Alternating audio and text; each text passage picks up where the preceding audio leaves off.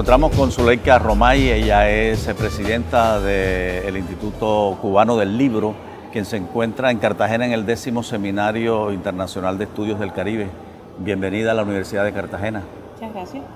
Bueno, hay una exposición tuya en el evento, en el seminario, sobre la construcción de mitos o los mitos en la construcción de la ciudadanía, en la construcción del país cubano. ¿Cuáles son esos mitos en realidad? Realmente el mito es una herramienta para la construcción de la identidad nacional desde hace mucho tiempo. Baste pensar en las ciudades-estado griegas, en el Imperio Romano. Fueron sociedades antiguas que lograron un nivel muy alto de cohesión social a partir de recrear leyendas que hablaban de la grandeza de esa cultura, del origen divino de sus atributos nacionales, de su relación filial con los dioses, y realmente el mito tiene una doble función. El mito le presta servicio al que domina para un poco justificar, legitimar su dominación, su superioridad sobre el otro, y el mito también se utiliza para desarmar, para debilitar, para inferiorizar al que es dominado, tratando de convencerlo de que es inferior. Los imperios y las potencias europeas que en el siglo XV llegaron a América, principalmente España y Portugal, en alguna medida los flamencos, el Imperio Británico, conquistaron pueblos y esclavizaron pueblos, y una de las justificaciones que esgrimieron es que eran culturas inferiores que necesitaban ser civilizadas por la culta Europa. Culturas inferiores que, una vez superada su inferioridad cultural y acercada a la religión verdadera, que era la religión de las potencias coloniales, iban entonces a ser pueblos capaces de regir sus propios destinos, de crecer espiritualmente. O sea, hubo toda una justificación histórico-mitológica en torno a la conquista de América. Eso fue lo que pasó en América, o sea, la presencia del español aquí en América con el descubrimiento y la conquista aniquiló prácticamente a los pobladores originales, a los nativos de América. Pero luego vinieron los negros. ¿Y qué pasó en el caso de Cuba, por ejemplo? Bueno, en el caso cubano, la población originaria, que era de la etnia taína fundamentalmente, muy común también a las islas grandes del Caribe, sufrió un gran genocidio, quedaron muy pocos pobladores. La Habana primero fue un puerto importante para el traslado de las riquezas extraídas de América por la flota castellana. O sea, los barcos llegaban hasta La Habana, allí se concentraban los barcos para protegerse del ataque de los piratas y partían en grandes flotas hacia Europa. En la misma medida que comienza la insurrección de las colonias de Sudamérica, que se le empieza a hacer difícil a España el control de esta parte del mundo, La Habana empieza a asumir otra responsabilidad, no solo ya como puerto para el traslado de las mercancías y para el arribo de los esclavos, sino incluso para sustituir, por ejemplo, el café y la caña de azúcar que se perdieron con la insurrección de Haití. Y entonces Cuba empieza a desarrollar una economía de plantación, grandes extensiones con caña de azúcar sembrada, proliferan entonces los ingenios azucareros para moler ese azúcar y moler esa caña, y extraer el azúcar, y no hay mano de obra para hacer esos duros trabajos. Y entonces empiezan a traerse a Cuba de forma más masiva africanos esclavizados, fundamentalmente de la costa occidental de África. Eso que venía ocurriendo desde finales del siglo XVI tiene un crecimiento exponencial, sobre todo en la segunda mitad del siglo XVIII, que es cuando Cuba empieza a destacarse como potencia azucarera. Y entonces había una gran contradicción. Había una doctrina religiosa que decía que todos los hombres son iguales ante Dios, y había una vocación proclamada por la Iglesia de que había llegado a Cuba y otros lugares de América a civilizar a los pobladores que vivían en la barbarie. Bueno, ¿cómo usted compagina eso con la esclavitud y con la explotación intensiva y con el maltrato físico y psicológico de las personas. El problema es que en este caso no se trata de personas, se trata de bárbaros, se trata de culturas atrasadas, se trata de un espécimen humano de muy baja categoría cultural y física, y entonces empiezan a tejerse todos los mitos sobre la inferioridad de las personas negras. Se importaban a Cuba y a otros pueblos de América fundamentalmente hombres jóvenes, porque lo que se quería era fuerza de trabajo, y se traían aproximadamente una mujer de cada 3 esclavos jóvenes para garantizar la reproducción de la masa esclavizada. Y entonces, bueno, en ese hacinamiento, en esa falta de condiciones para tener una relación de pareja normal, se producen entre los esclavos muchos fenómenos de violencia sexual, de sodomía, de angustia, porque la gente no tenía, esas personas, la posibilidad de canalizar esas energías, esos deseos de una forma natural, y se crea el mito sobre el sadismo sexual del negro, sobre la lujuria de la negra, y es a partir de una situación de contención sexual impuesta que genera la propia esclavitud, el propio sistema de convivencia en un barracón de esclavos, y a partir de ahí entonces se hace una generalización que tiene un carácter cultural. Claro que sí, y esa imposición de poder de la clase dominante sobre la clase esclavizada, ¿cómo la interioriza el negro, cómo la interioriza el esclavizado? Bueno, el esclavizado no quiere que lo exploten, no quiere trabajar para otro. Incluso la propia historiografía nuestra ha hablado durante cientos de años de las tribus que había en África. Bueno, en África había tribus y había reinos y había organizaciones y comunidades políticas perfectamente estructuradas. ¿Cómo se resiste? Trabajando poco, originando accidentes para invalidarse físicamente para trabajar, huyendo, rebelándose. Y entonces surge el otro mito: los esclavos son vagos, son haraganes, son irresponsables, dejan botados los instrumentos de trabajo. No se entiende que es una actitud de rebeldía ante una situación, ante una relación de poder contra la cual el africano no está de acuerdo.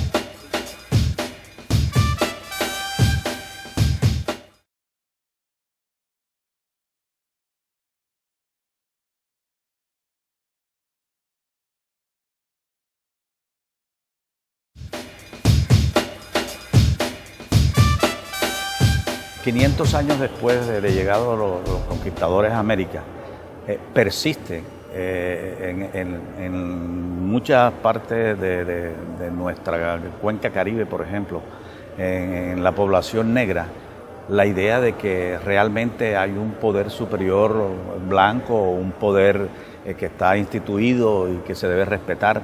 Es más, que el propio negro considera que efectivamente él es una persona que tiene menos posibilidades de realizarse, porque así es, porque así lo ha dicho el poder y se queda allí.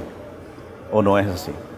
Sí, es así. Por ejemplo, los esclavos que se importaron a América, sobre todo en los siglos XVII al XIX, eran muy jóvenes y venían sin nada.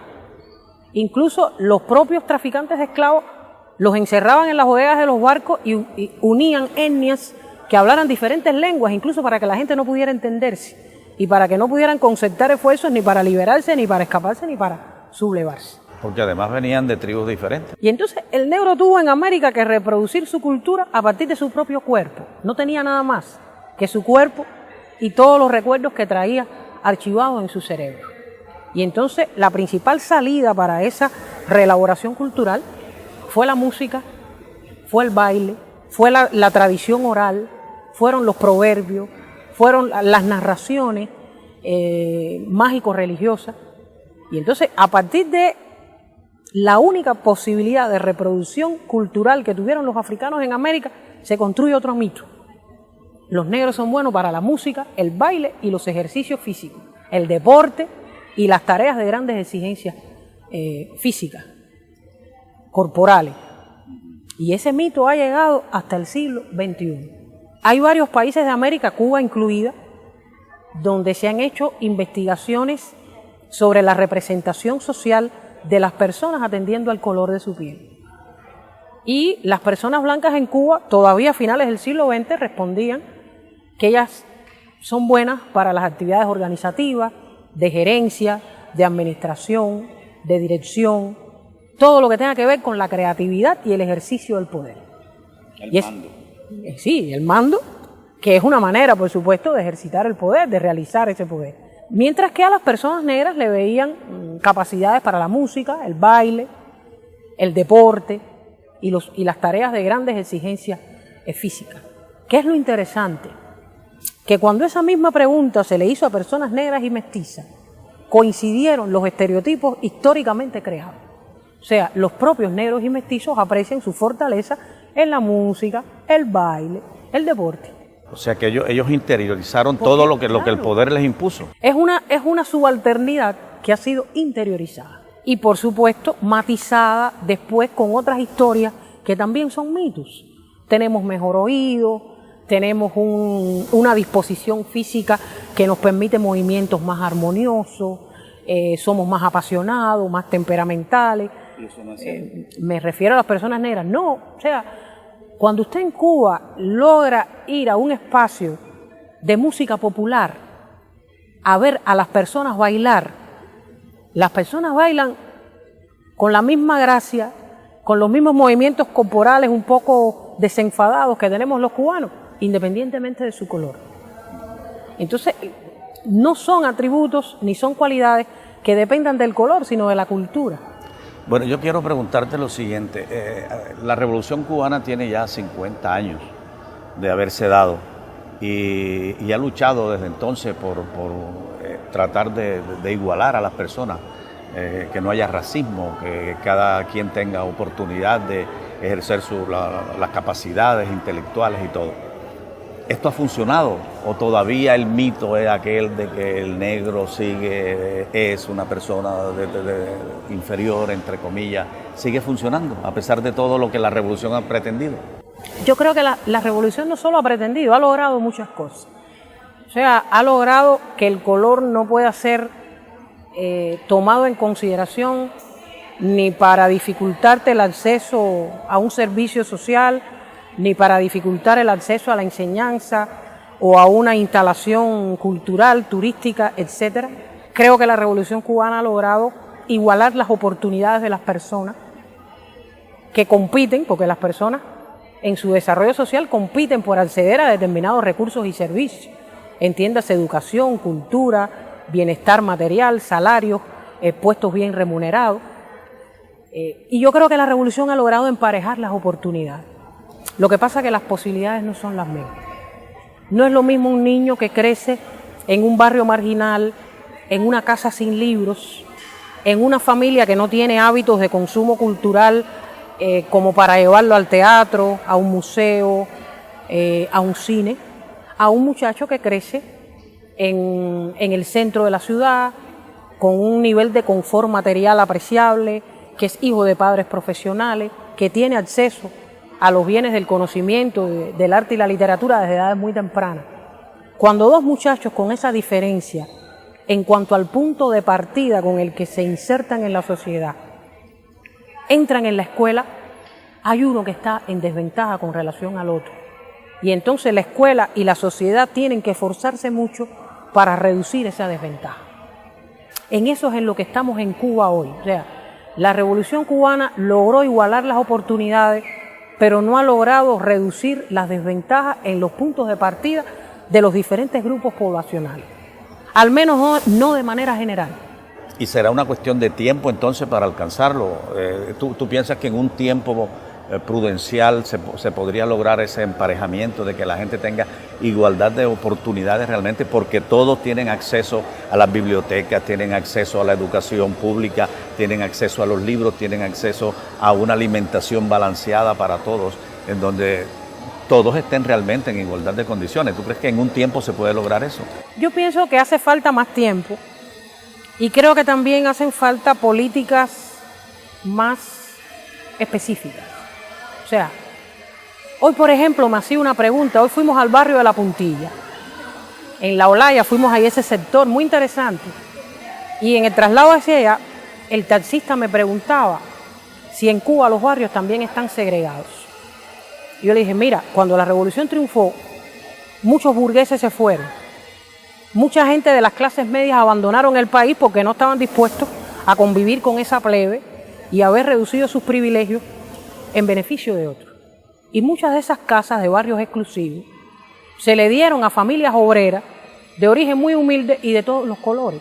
Entonces, hoy en Cuba es muy difícil encontrar un barrio donde no haya personas de todos los colores.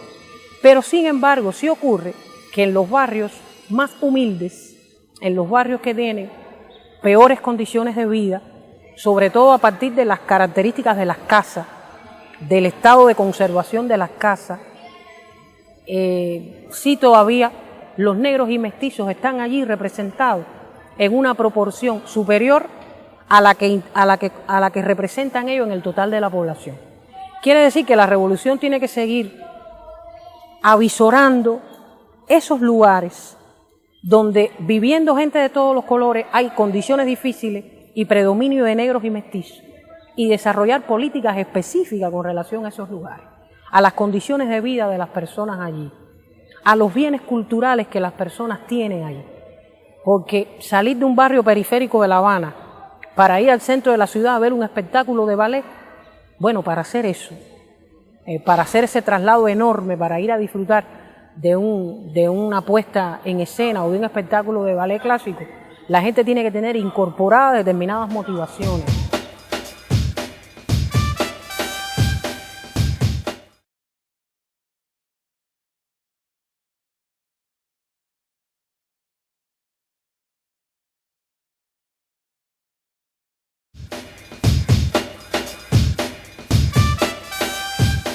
Esta situación que se da en Cuba, de estos mitos de construcción, se dan en toda la cuenca del Caribe, en todos nuestros países, bueno, relativamente igual.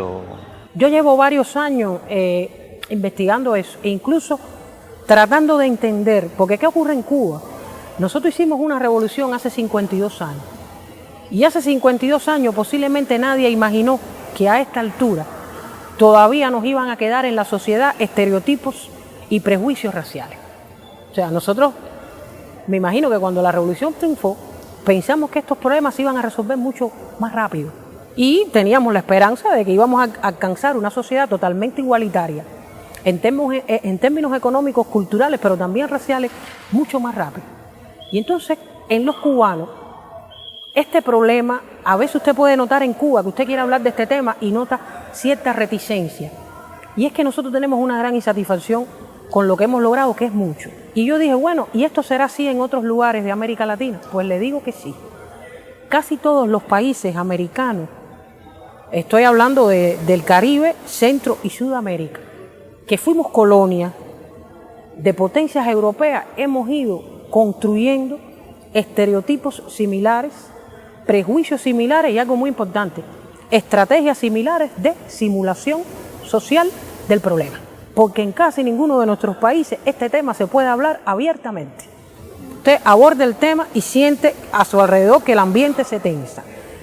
Y cuando entonces la gente de una manera más desinhibida lleva el análisis al plano del chiste, que también es una manera muy suave a veces de ejercer el prejuicio racial, uno se encuentra hasta chistes parecidos. Por ejemplo, en Cuba hay un proverbio que dice, si ves un negro con dinero, es músico o es deportista. Porque Cuba ha desarrollado un sistema de enseñanza artística y de enseñanza de las ciencias de deporte desde hace muchos años. Y es verdad que tenemos grandes músicos y grandes deportistas y que son personas que tienen un nivel de vida a veces más alto que la media de la población como resultado de su participación en eventos internacionales, de invitaciones que reciben, hasta de campañas de publicidad en las que participan. Bueno, pues en Brasil hay un proverbio que dice, si ves un negro con un carro importado, ¿es futbolista o es narcotraficante?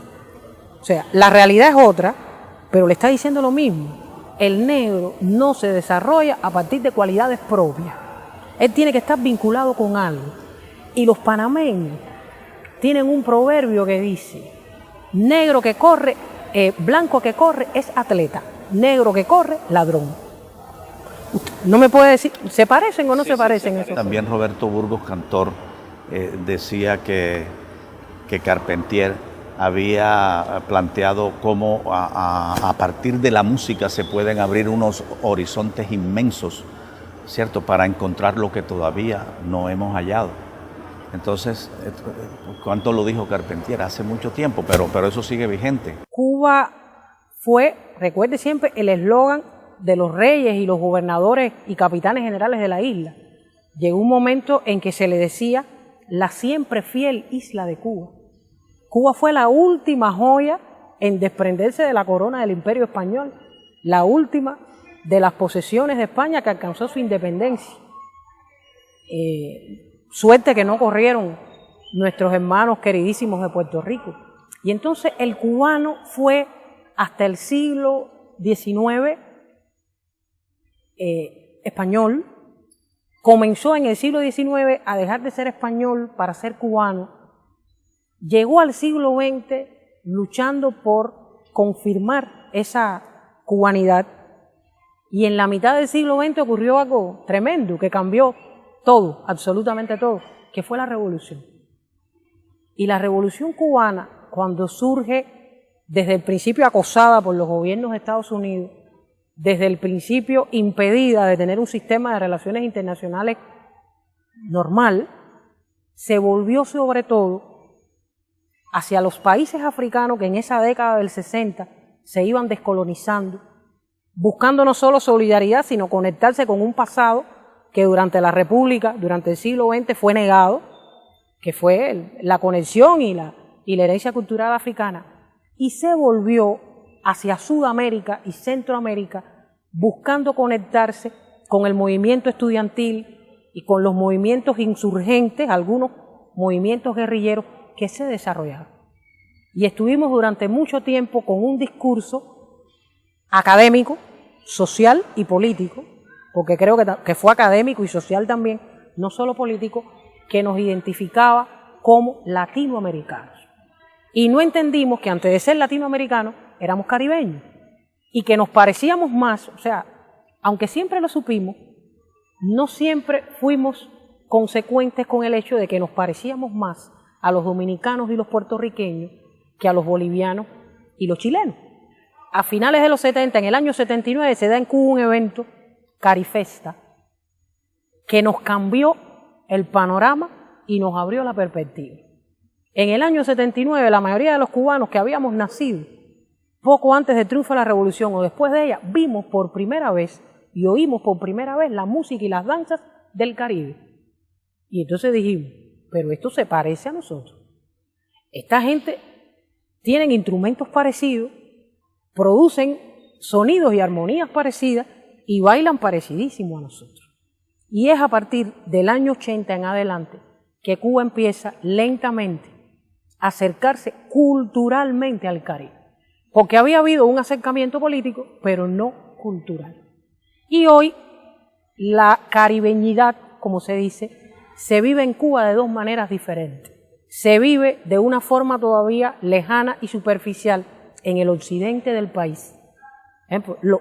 Los habaneros están entre los menos caribeños de Cuba. O sea, los habaneros todavía tenemos más que ver incluso con los propios códigos culturales del sur de los Estados Unidos que de Jamaica y Trinidad y Tobago. Ya a partir del centro del país, hacia el oriente, la gente tiene una cada vez más cercanía al Caribe. ¿Por qué? Porque la mayoría de los braceros caribeños que llegaron a Cuba en los años 20 y 30 del siglo pasado, muchos de ellos a cortar caña y a recoger café, venían de Jamaica, de Trinidad, de Santa Lucía, de todas esas islas del Caribe, fundamentalmente de Haití. Todos esos braceros antillanos llegaron a Cuba y muchos no tuvieron nunca la posibilidad material de regresar a sus países. Se quedaron en Cuba, se integraron con las cubanas y los cubanos, se amalgamaron allí y fueron creando pequeños islotes culturales que dentro de la aparente homogeneidad cultural de la isla estaban transmitiendo otro mensaje, estaban interpretando otra música y estaban bailando de forma diferente. Bueno, interesantísimo, de veras que muy interesante. Pudiéramos continuar más, pero ya se nos ha agotado el tiempo. Te agradezco infinitamente por esta charla tan hermosa, tan esclarecedora, y seguramente va a servir de mucho para nosotros aquí en la universidad y para nuestros televidentes. Muchísimas gracias.